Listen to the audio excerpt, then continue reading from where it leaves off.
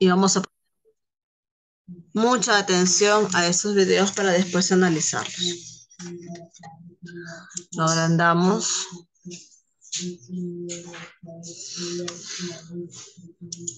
Cultura mochica, famosa por su cerámica y orfebrería. La cultura mochica o moche ha sido estudiada por diversos arqueólogos, atribuyéndose su descubrimiento al arqueólogo alemán Federico Maxule en 1909 y los estudios más importantes al ingeniero de la misma nacionalidad, Enrique Brüning, quien en 1899 excavó 31 yacimientos funerarios en las inmediaciones de la Huaca del Sol y de la Luna. Esta cultura también ha sido estudiada por los arqueólogos peruanos Julio César Tello y Rafael Larco Joyle, destacando particularmente este último, quien identificó de manera científica los diversos periodos de esta cultura de acuerdo a los estilos y técnicas de su... Rafael Larco Joyle tiene un museo en el distrito de Barranco, el cual el colegio ha ido hace 3 años, Matías. No sé si te acordarás o si fuiste tú. Hace 3 años, en el 2019, justamente antes de la pandemia, nosotros fuimos a visitar con el profesor Oscar, ¿no?, al museo de Rafael Larco Joyle, ya que queda en el distrito de Barranco. ¿Okay? Y acá expone estos restos, estas fuentes históricas, ¿no?, de cerámica, de textiles, de algunas culturas pertenecientes a esta época de la formación de la cultura andina. ¿Ya? Entonces, dicen acá que en lo que respecta a los moches, chicos, no solamente hablamos de un arqueólogo, miren, ¿no? Hablamos de muchas personas importantes porque ellos estudian y se dan cuenta que este descubrimiento va a hacer un gran aporte a la historia del Perú y del mundo, ¿cierto? Entonces se dedican años, jóvenes. Tenemos a Max Zule, tenemos a Rafael Arcojoyle, ¿no? Y tenemos a Julio Cetello también, ¿no? Pero especialmente remarcan en la cultura moche a los estudios encontrados por Rafael Arcojoyle sobre los moches. Vamos a ver. Vamos a continuar escuchando. su cerámica. Surgió en el periodo denominado Intermedio Temprano, entre los años 100 a.C. y 800 después de Cristo, desarrollándose paralelamente a la cultura nazca. Se desarrolló en la costa norte, específicamente en el valle formado por el río Moche, actualmente ubicado en el departamento de La Libertad, y durante su época de mayor florecimiento también ocupó el valle de Piura, en el departamento del mismo nombre por...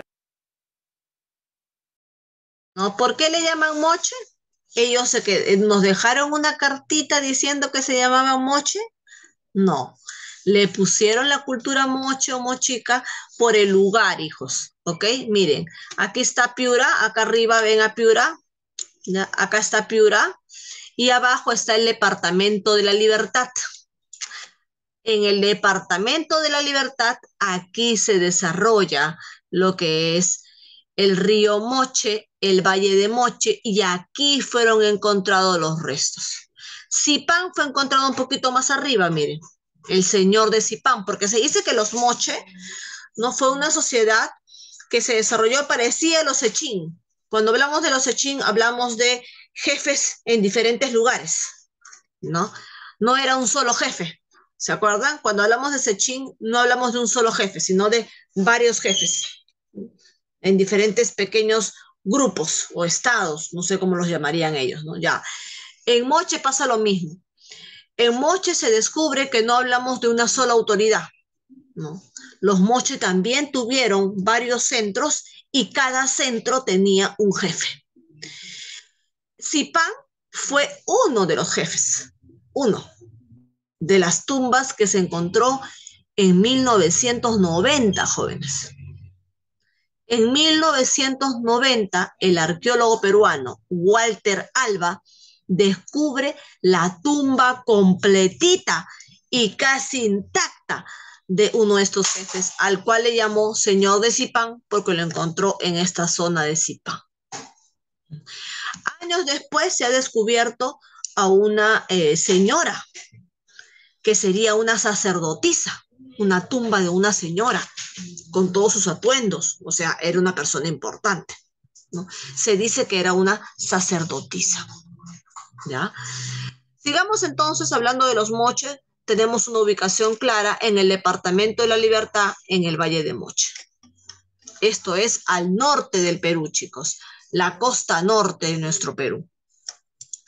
Por el norte y Nepeña en Ancash por el sur. Esta cultura es denominada Moche debido al valle donde fueron encontrados los restos arqueológicos más importantes, y Mochica en razón del nombre de la lengua que hablaban sus pobladores, el Muchic. Durante el periodo de expansión se conformaron los estados mochicas del norte y del sur, teniendo como zona estratégica en el norte a Zipán y en el sur a las Huacas del Sol y de la Luna. Los mochicas realizaron grandes obras de ingeniería hidráulica, como canales de riego y represas, lo que les permitió ampliar su frontera agrícola e irrigar en tiempos de sequía y escasez, cultivando, entre otros, maíz morado, tubérculos, calabaza, frutas y maní. Cultivaron también el algodón en sus colores naturales y la totora. Asimismo, destacaron en la crianza de animales como el cuy, el pato y el venado. Destacaron también en la pesca, la que practicaban. Nuevamente, ¿no? Miren, criaron al cuy, los moches. Y ya Matías en Vicús había hablado de la crianza de cuys también, ¿no? También tenemos hijos que ellos cultivaron la totora, ¿no? Y la totora deja, cuando se seca, deja una especie de caña, ¿no? Caña seca con la que hacen estos barquitos. Estos barquitos son hechos de caña seca de totora, por eso que se llaman caballitos de totora. Y si ustedes se van a Tumbes, si ustedes se van a Piura, si ustedes se van a Lambayeque, Chiclayo, por ejemplo, a Pimentel, a la playa de Pimentel, váyanse ahora en verano y van a encontrar estas embarcaciones, ¿no? Llamadas caballito de totora. Hasta hoy en día los ciudadanos de ahí siguen construyendo sus caballitos de totora y pescando, ¿no? En estas orillas de esta zona norte. Hasta ahorita sigue esa práctica. Ahora, ¿qué más hicieron los moches? Ya lo vimos, miren. También hicieron acueductos. Nosotros el día de ayer hemos visto Pucará. Pucará que se desarrolló en lo que es Puno, que está en la zona sur del Perú, ¿no? Zona de heladas. Y hemos visto cómo ellos hicieron los camellones, hemos visto cómo hacían esas técnicas, cómo usaban técnicas para poder cultivar en esta zona tan fría. Ya. Acá también, si bien es cierto, la zona norte no es fría, pero ya es muy caliente y se da sequías, no llega el agua, no llueve. Entonces, ¿qué hacían? No, hacían caminitos, canales de irrigación para poder llegar el agua donde eran zonas muy secas. Entonces, nuestra población, nuestros ancestros, nuestros orígenes jóvenes utilizaron técnicas muy ventajosas para su subsistencia y cosas que nosotros no podemos dejarlo ahí. Tenemos que estudiarlas, conocerlas y resaltarlas al mundo. Nosotros no somos una sociedad primitiva como nos quieren poner en el mundo, sino que nuestros antepasados tuvieron grandes aportes y grandes avances también, ¿no? Sin tener grandes estudios. ¿Ok? Seguimos. Sobre los llamados caballitos de totora, pequeñas embarcaciones cuya técnica de construcción aún persisten en los balnearios de Huanchaco y Pimentel. Fue una sociedad clasista y teocrática, siendo el Siquich el rey o señor del valle y de los dominios moches. Se creía que descendía de los dioses, teniendo autoridad civil, militar y religiosa. Por debajo del Siquich se encontraban los sacerdotes, personajes importantes en los actos rituales que habitaban en los templos piramidales. En cuanto a la organización política, se puede establecer que no existía un poder único centralizado, sino que cada valle contaba con su propio rey o señor. Ahí están, ¿ve? O sea, no había un solo jefe como el Tahuantinsuyo. En el Tahuantinsuyo el único que mandaba todo el imperio era el Inca. Y el Inca tenía funcionarios que lo seguían, ¿cierto? Que trabajaban para él. En el caso del Moche ya se ha descubierto lo que les dije, jóvenes, que no existe un solo jefe. Se dice que cada valle, ¿no? Cada centro tenía un jefe, ¿ok? Que era el llamado el Siequish, ¿no? Y el Siequish siempre tenía a su lado un sacerdote, ¿no? Otra vez con la carga religiosa, chicos. La carga religiosa para nuestros antepasados, nuestras primeras sociedades, siempre ha sido trascendental, siempre ha estado ahí, ¿no? Un personaje, una autoridad con carga religiosa. que se distinguían por el tipo de vestimenta. Los señores de cada valle realizaban alianzas para realizar obras de bien común, celebrar ceremonias rituales o emprender conquistas militares. Uno de los más antiguos gobernantes de la cultura mochica del que se tiene conocimiento es el llamado Señor de Zipán, cuyos restos fueron encontrados en 1987 por los arqueólogos peruanos Walter Alba y Luis Chero, en la localidad que lleva el mismo nombre en el yacimiento arqueológico Huaca Rajada, con una cantidad considerable de joyas y ornamentos, como collares, orejeras, cetros, entre otros, enterrado en un ataúd de madera que reveló al continente y al mundo la magnificencia y majestuosidad de los gobernantes del antiguo Perú. Es más, se dice que 1987, 1990, no sé si hasta ahora siguen ahí los estudios, realmente no lo sé, pero yo, por ejemplo, cuando tenía 10 años, mi papá es de Chiclayo, entonces nos llevó, ¿no? Justamente a los 3 añitos nada más que se había descubierto eso. Yo, ¿no? Yo fui a los 10 años y creo que eso fue una de las cosas las cuales me interesó estudiar historia, ¿no? Era hermoso, ¿no? Encontraron objetos de oro y encontraron, chicos, un payar gigante, un choclo gigante del tamaño de un cuarto. Entonces, esto me parece que se lo llevaron a Estados Unidos a hacerles los estudios correspondientes. No sé si regresaron. En 1990 entra al poder Alberto Fujimori y lamentablemente se dice que este gobierno permitió que se llevaran muchos objetos de oro supuestamente para ser estudiados en Estados Unidos y que supuestamente iban a regresar los estudios, ¿no es cierto? Pero nunca regresaron.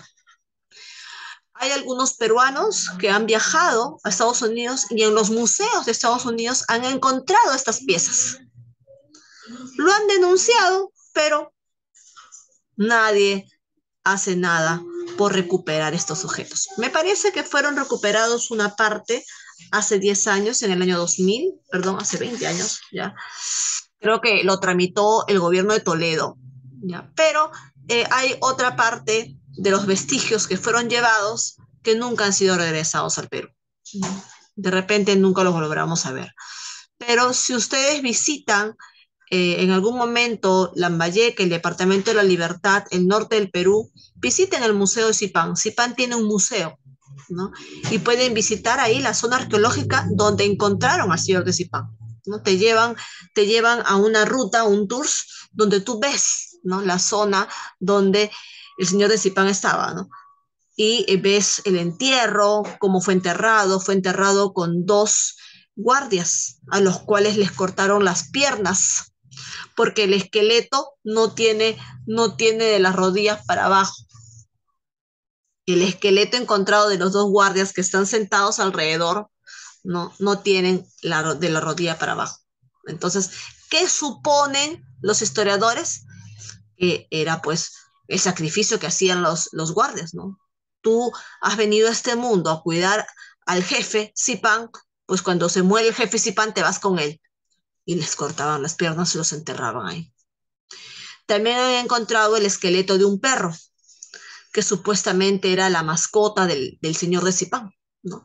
Y que fue enterrado también. Han encontrado joyas, han encontrado alimentos, y estos granos gigantes, este choclo gigante, que se encontró, que como les digo, fue llevado a Estados Unidos hace 20 años, y hasta hace 30 ya va a ser, y hasta ahora nunca ha regresado. No sé qué fueron de esos estudios, pero Walter Alba ha escrito un libro donde él describe todo lo que encontró, ¿no? En esta tumba. Muy interesante. Seguimos. El año 2005 se realiza otro fabuloso descubrimiento relacionado con esta importante cultura, esta vez en el Centro Ceremonial de Cabo Viejo, ubicado en el complejo arqueológico El Brujo en La Libertad. Una momia femenina, cuya existencia fue posterior al señor de Zipán, fue hallada en una tumba con cetros de madera forrados de cobre, utilizados en ceremonias como símbolos de poder y hegemonía. Hasta antes de este hallazgo se pensaba que solo los hombres ejercían altos cargos dentro de la jerarquía mochica. Sin embargo, los restos de la mujer estaban cubiertos por 18 collares de oro, plata y lapislázuli, adornos de nariz de oro y plata y coronas de cobre dorado, lo que junto a los tatuajes que aún son visibles en su piel, indicarían una función de sacerdotisa o una posición de alto rango político. Imagínense, ¿no? No solamente pueden ver Zipán, ¿no? Kilómetros más adelante, ¿no? En esta zona mencionada por el video, que supuestamente sería toda la zona de expansión de esta cultura, se encuentra este otro entierro, ¿no? Que se dice que es de años más adelante que Zipán. Zipán es más viejo, ¿no? Y ahora ya no encontraron a un hombre, sino que es el esqueleto de una mujer. Y se dice que fue una mujer importante por las joyas que encontraron, por la manera del entierro, ¿no? A una persona importante la entierran con su guardián, con su comida, con sus joyas. A una persona que no es importante la entierran como cualquier cosa. Entonces eso es por lógica, ¿no? Entonces los historiadores dicen, esta mujer fue importante. Y además, chicos, han encontrado huellas de sus tatuajes en sus brazos, imagínense, miren, ¿no? En su piel que ya está bastante deshidratada, ¿no? Por los años, ¿no? Acá estamos hablando de aproximadamente el año 100, 200, ¿no? Antes de Cristo. Eh, pero en su piel todavía se notan restos de esta tinta, ¿no? Del tatuaje. Entonces, ¿qué han deducido? ¿Qué podrían deducir ustedes si ustedes fueran historiadores y encuentran todas estas características? ¿Qué podría ser esta señora? A ver, ¿qué creerían ustedes? A ver, si ustedes fueran los historiadores, encuentran esto, oro, ¿no? Encuentran vasijas, encuentran velas, encuentran vasos, encuentran tatuajes en su piel. ¿Qué podría ser esta señora? ¿O qué podría haber sido?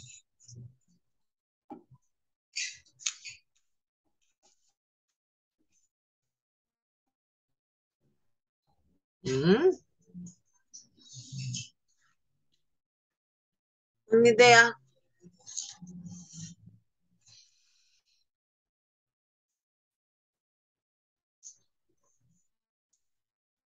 A ver, Matías, una idea, dime.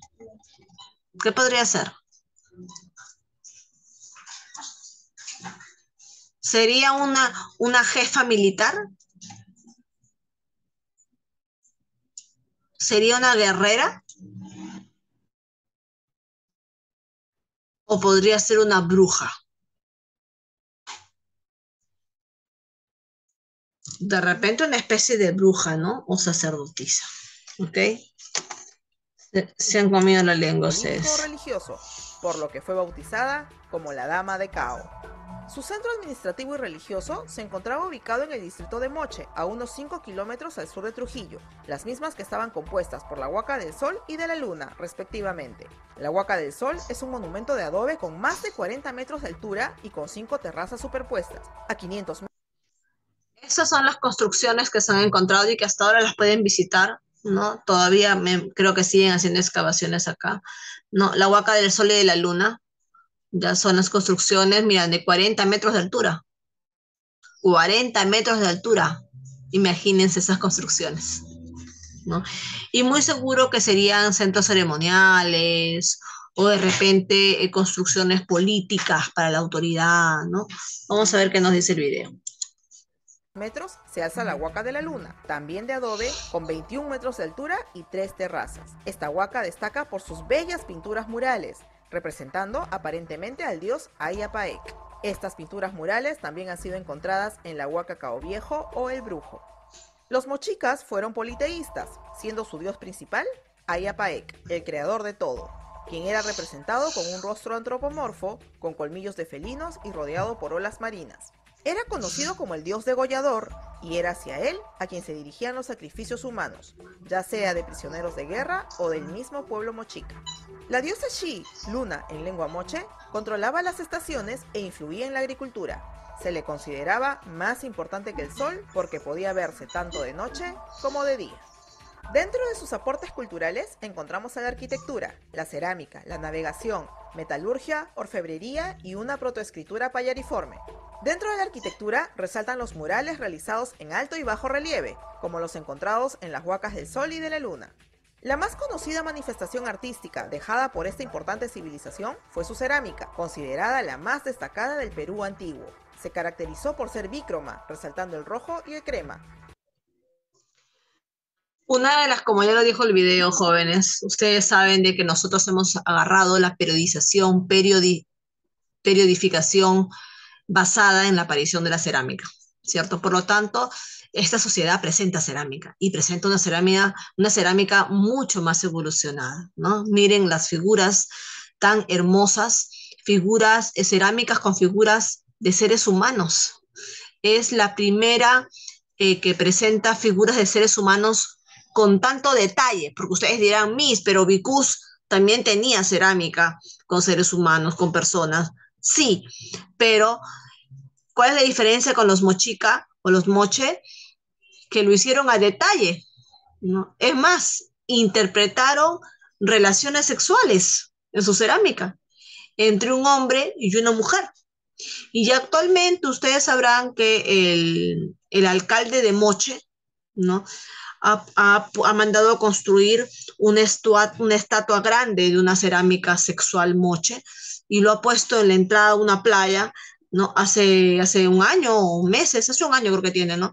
Y la gente está yendo a ver justamente esa estatua que es la réplica de una cerámica mocha, ¿no? Entonces los moches resaltan por eso. Utilizaron dos colores nada más, miren, el amarillo y el marrón. También se dice que los mochos tuvieron un tipo de escritura en forma de payar. Y lo que resalta en ellos es que sus murales están pintados, ¿no? Tan hermosos los murales que pintan a sus dioses. El principal dios, el Iapayec, ¿no? Que tiene como ondas marinas. ¿Por qué tiene ondas marinas? Porque al lado está el mar, pues. La Libertad es un departamento costero que está al lado del mar. Entonces el mar era su vida, por eso que están los caballitos de Totora, ¿no? También se dedicaron a la agricultura, a la ganadería, sí, pero también tenían al mar ahí, pues. Entonces su dios tiene pelos en forma de ondas marinas. Y vamos a ver su cerámica. Con un asa tipo estribo. Los mochicas representaron figuras de hombres, animales y plantas, siendo los más representativos los huacos retratos, esculturas de arcilla famosos por su expresividad y perfección. Teniendo como principal característica el realismo, su cerámica plasmaba escenas de ceremonias rituales, combates, paisajes e incluso los actos de intimidad sexual, los que son mostrados. ¿No? Acá está, mire. Porque ustedes dirán, ¿no? Pero a mí los bicús también tenían de forma de hombre, formas de animales. ¿No? Sí, pero miren el detalle de la cerámica moche. Miren su detalle, expresión en los ojos, cara de susto, cara de terror, alegría. Miren los detalles de la boca, miren los detalles de su armamento, miren el detalle de la postura, miren la postura de este sacerdote, ¿no? Miren el detalle de esta construcción, miren lo que han querido interpretar, un acto sexual entre un hombre y una mujer. Entonces, eso es lo que resalta. Los guacorretratos, que es el retrato de los rostros con detalles, y además los guacos eróticos. Mostrados de manera explícita, pudiendo atribuírseles connotaciones simbólicas de fertilidad. En cuanto a la navegación, los mochicas dominaron el mar con sus embarcaciones de totora, organizando expediciones hasta los actuales Ecuador y Chile por el norte y sur respectivamente. Del norte obtenían las conchas de Spondylus, con las que realizaban pectorales y brazaletes, y del sur obtenían el lapislázuli. La metalurgia y orfebrería también fueron muy desarrolladas, siendo utilizadas en sus trabajos el oro, la plata, el cobre y la tumbaga, aleación de oro. Entonces vemos que los moches no se quedaron solamente en la agricultura o en la ganadería, en la cría de cuys, no se quedaron solamente con lo que es la cerámica o acorretratos, ¿no? Sino que además los moches también trabajaron metales, ¿no? Y tienen objetos hermosos de oro, plata y bronce. Además, también debemos recordar, ¿no? De que los moche trabajan tan bien la metalurgia que han dejado muchos objetos que diferentes museos los exponen, ¿no? Y cobre.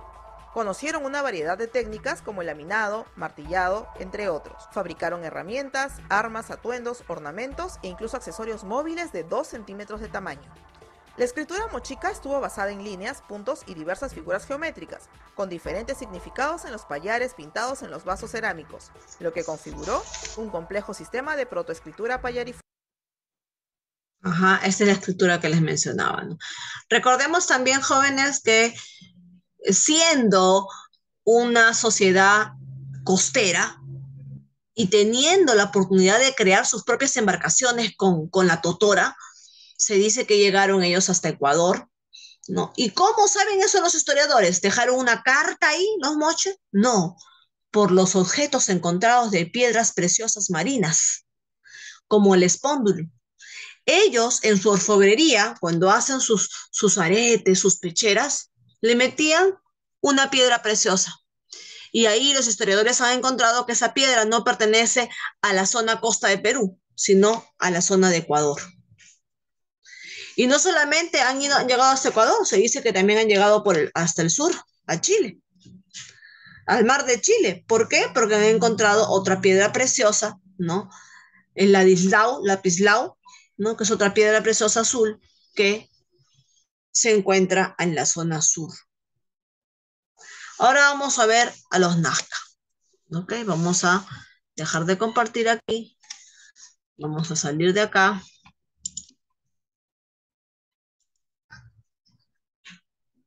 Los Nazca.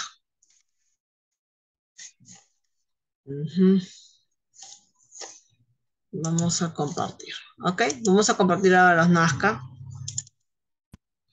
Nos encontramos en el intermedio temprano, chicos. Todavía nos encontramos entre los primeros años de la era cristiana y los últimos años antes de Cristo, ¿no? ¿Sí lo ven el material? Ya. Los Nazca. Vamos a ver qué grandioso tienen los Nazca. Presentamos a la cultura Nazca, famosa por sus enigmáticos geoglifos. La cultura Nazca fue descubierta por el arqueólogo alemán Federico Max Uhle en 1901. Surgió en el periodo denominado Intermedio Temprano, entre los años 200 a.C. y 700 después de Cristo, coincidiendo con el ocaso de la cultura Paracas y desarrollándose paralelamente a la cultura mochica. Se desarrolló en el valle de Río Grande en la provincia de Nazca, en Ica, y durante su mayor florecimiento se extendió desde Chincha por el norte hasta el valle de Acarí por el sur. Ya, aquí ya no hablamos de la costa norte, sino de la costa sur. ¿Se dan cuenta? Seguimos en la costa, pero en la costa sur. Cosa que Pucará es distinto, ¿cierto? Pucará, que también pertenece a estos años aproximadamente, está en Puno, está por el lado este. En cambio, acá estamos en la costa. Pero ya nos encontramos en Ica, miren, en Ica, que es la costa sur. En la provincia de Carabelí, en Arequipa. A pesar de ser Nazca un valle en medio del desierto, sus pobladores lograron desarrollar la agricultura gracias a la construcción de numerosos canales y acueductos subterráneos que permitieron aprovechar racionalmente el agua de los manantiales, puquios o caudales de ríos para aliviar el problema recurrente de la sequía propia de la región. Estas construcciones hicieron que los Nazcas sean considerados los mejores ingenieros hidráulicos del Perú antiguo, logrando cultivar, entre otros, el maíz, frijol, yuca, lúcuma y payares. Fue una sociedad clasista y teocrática, teniendo como centro religioso y político a la ciudad de Cahuachi, a 6 kilómetros de Nazca, la misma que estaba compuesta por más de 40 cimas piramidales coronadas por estructuras de adobe. La pirámide más grande consistió en 6 terrazas superpuestas que excedían los 20 metros de altura. Durante las ceremonias religiosas, las cabezas de los enemigos eran cortadas y preparadas como trofeos, y enterradas en rituales destinados a favorecer la fertilidad de la tierra. El sacerdote, como figura predominante, tenía el poder para organizar y ejecutar el trabajo comunitario y dirigir las actividades ceremoniales. Se encontraba al servicio del mismo dios Paracas, Con, quien era el creador del mundo y de los hombres. Otro de sus dioses era un ser híbrido de felino, pez y ave, conocido con el nombre de Botu. Los Nazcas, además de construir acueductos subterráneos, también son responsables. Tenemos acá los Nazcas, miren esos acueductos subterráneos, cosa que no se ha visto en otros. Ojo, estos acueductos son nuevos, ya. Este es el aporte Nazca.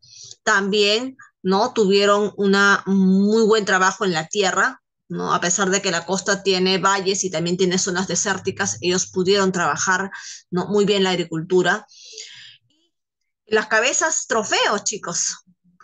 ¿Qué podríamos deducir si yo encuentro cabezas cortadas? ¿Cómo eran los Nazca? ¿Amigables o guerreros? A ver, ¿qué creen? Ustedes son los historiadores y encuentran cabezas cortadas por todos lados. ¿Qué deducen? ¿Cómo eran los Nazca? ¿Evelyn?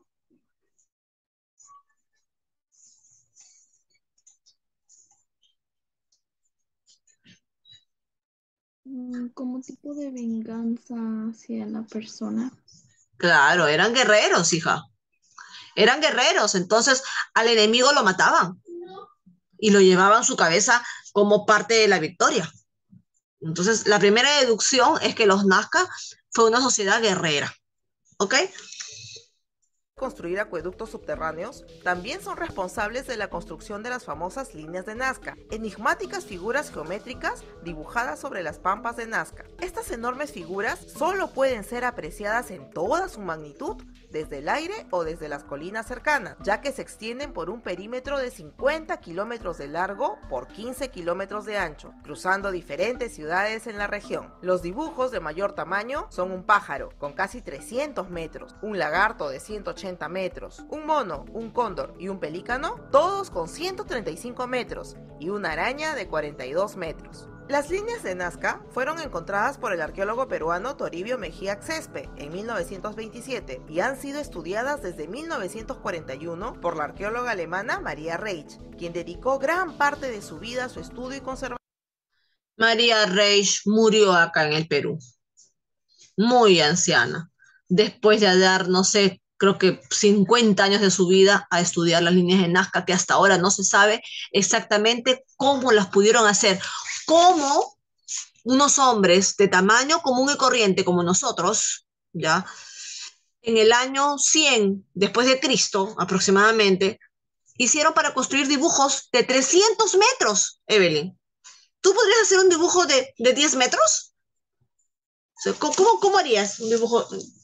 ¿Cómo harías para mirar la forma de un dibujo tan grande cuando tú eres tan pequeña? Ellos hicieron dibujos de 300 metros, de 180 metros, que solamente los pueden ver desde arriba. Hasta ahora no se sabe por qué lo hicieron, no se sabe exactamente cómo lo hicieron, porque hasta ahora no se borran esos dibujos, a pesar que es un arenal, no se borran. No se sabe si fueron para comunicarse con gente de otro planeta,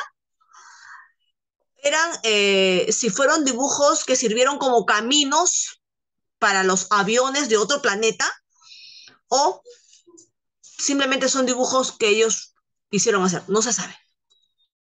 ¿Ya? Ahora, los nazcas también adoraron a muchos dioses porque fueron politeístas. Motivo por el que se le conoce como la Dama de la Pampa. Algunas de estas figuras o geoglifos representan criaturas vivientes, otros plantas o seres fantásticos, y otras figuras geométricas de varios kilómetros de largo. Se presume que podrían haber tenido una función ritual relacionada con la astronomía, fungiendo de calendario, o incluso que podría tratarse de caminos sagrados. Para trazar estas líneas, los antiguos pobladores de la cultura nazca se valieron de diversos instrumentos. El tupu, que era una plancha de metal o madera colocada perpendicularmente a la tierra para proyectar la sombra del sol y de la luna. El teodolito, que era un tubo de madera o terracota del que pendían una plomada para trazar el rumbo de las líneas. El cordel y el nivel de agua. Una de las cosas que genera mayor asombro es que las líneas de Nazca se han mantenido prácticamente intactas a pesar del paso inclemente del tiempo. Esto debido a la capa del suelo rica en yeso y a la formación de un colchón de aire caliente que ha logrado proteger estos importantes dibujos de la erosión del viento. Dentro de sus aportes culturales más importantes, encontramos a la cerámica, la arquitectura, la textilería y la música. En cuanto a la cerámica, sus trabajos se caracterizaban por su policromía, decoración y forma. Sus representaciones fueron desde plantas y animales hasta figuras más abstractas y ya, aquí ya encontramos, chicos, obviamente, ya no encontramos dos colores como los moches. Los nazca tuvieron el uso de muchos colores. Por eso que dice que fue polícroma. Y obviamente, ¿qué dibujaron? Miren, este hombre, ¿qué tiene acá? Una red y un pez. ¿Por qué? Porque los nazcas, a pesar de la agricultura, a pesar de su cerámica, también se dedicaron a consumir recurso marino, porque tenían al mar al lado, ¿cierto? Entonces, tienen que aprovechar el mar, chicos. Entonces, uno de sus dibujos, ¿no? En su cerámica eran las de hombres pescando. Y también a su dios, ¿no? Al dios Acón. En este caso, los nazcas ya no es el Iapaec, como los moches, sino este es el dios Acón, que es un dios que aparece también en Paracas.